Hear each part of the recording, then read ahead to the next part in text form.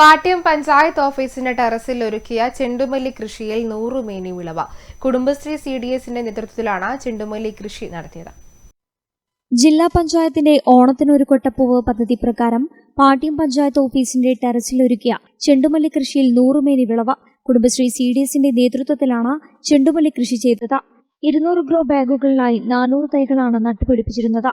Orange, മഞ്ഞ നിറങ്ങളിൽ വലിപ്പമുള്ള പൂക്കൾ വിരിഞ്ഞു നിൽക്കുന്നത് മനോഹര കാഴ്ചയാണ്.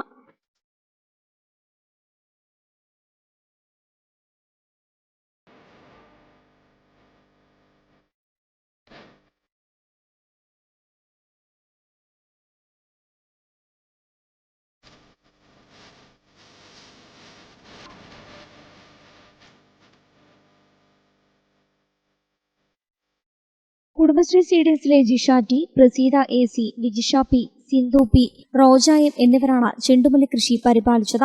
വേപ്പിൻ പിണ്ണാക്ക്, എല്ലുപൊടി, കടലപ്പിണ്ണാക്ക് എന്നിവയാണ് വളമായി നൽകിയത്. മുൻപ് പച്ചക്കറി കൃഷിക്ക് ഉപയോഗിച്ചിരുന്ന ഗ്രോ ബാഗുകളാണ് ചെണ്ടുമല്ലി കൃഷിക്ക് ഉപയോഗപ്പെടുത്തിയത്. CDSന്റെ പ്രവർത്തനം അഭിനന്ദനാർഹമാണെന്ന് പാട്യം പഞ്ചായത്ത് പ്രസിഡന്റ് NV ഷിജിന പറഞ്ഞു. ഇപ്രാവശ്യം 200 ഗ്രോ ബാഗുകളിലായിട്ട് 400 ചെണ്ടുമല്ലി കൃഷിയാണ് നടത്തിയിട്ടുള്ളത്.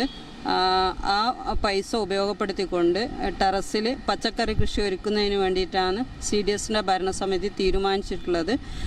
നമ്മളെ സംബന്ധിച്ചിടത്തോളം നമ്മുടെ മനസ്സിന്, ഓരോരുത്തരുടെ മനസ്സിനും ഏറ്റവും കുളിർമയുള്ള ഒരു ഫീലിംഗ് ആണ് നമ്മൾ ഈ ഒരു പൂന്തോട്ടത്തിൽ വരുമ്പോൾ നമുക്കുണ്ടാകുന്നത്.